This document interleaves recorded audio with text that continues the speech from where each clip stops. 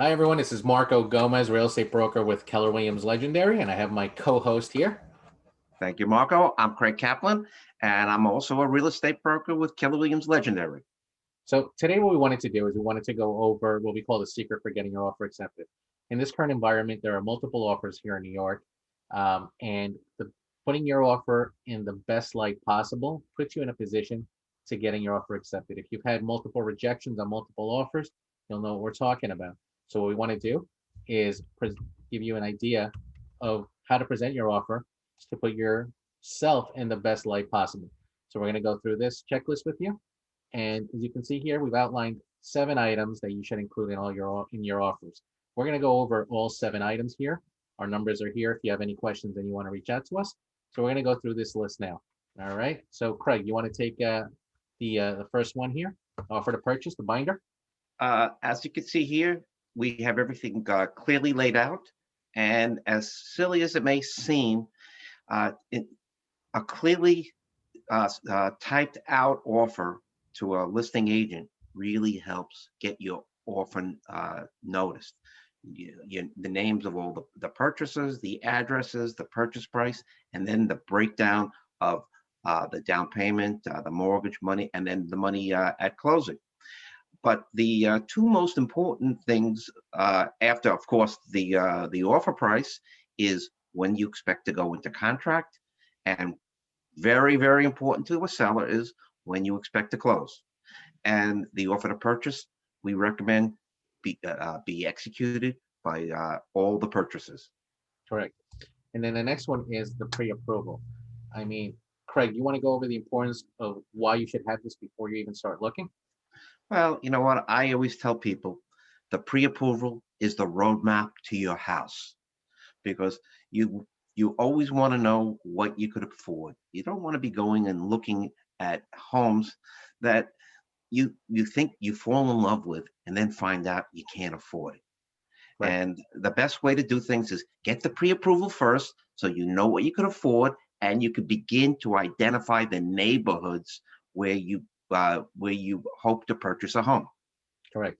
And then the next one is a proof of funds. Now, this gives the seller and the listing agent an idea of the money you have available, the funds you have available, whether it's a bank statement or retirement account, brokerage account that you have available to cover the down payment that you stated on your binder. So if it's 20%, 10%, whatever that number may be, and you also have the money for the closing costs. Here in New York, we hover right about 4% as your closing cost of the purchase price. So you want to make sure those monies are there, and then a little bit of reserves, which your lender may require. So very important to have this. It gives the seller a reassurance that you can go through with the transaction. All right. Now, Craig is going to go over as far as the next 2 items, which cover income to set you apart from another buyer. Craig? The W-2. We always recommend that you provide at least the most recent W-2 for each person who is borrowing. Why do you want to do that? Because the seller wants to know what you earn, and that this way they have a greater comfort level of you as a buyer, so they know you have a steady income. And then let's go to the next one. Sure. We are going to hop over to kind of go over this one. Craig, go ahead. Pay stubs.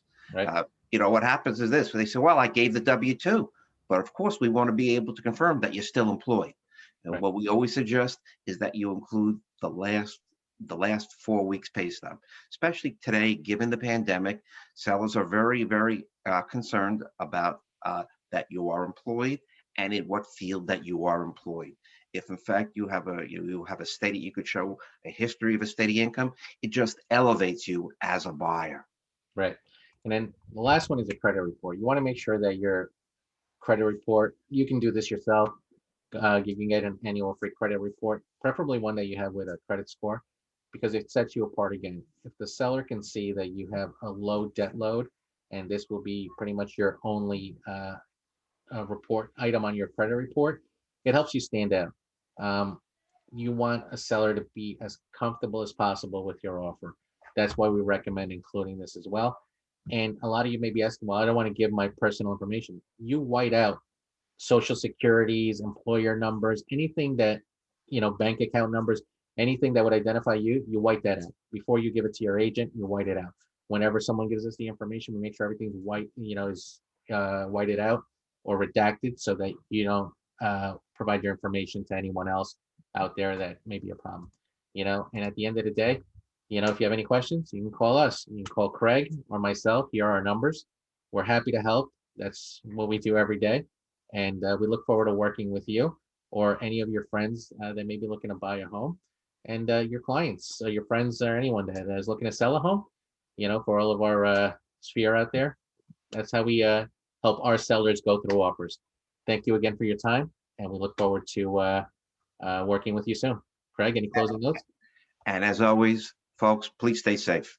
Thank you. Bye bye.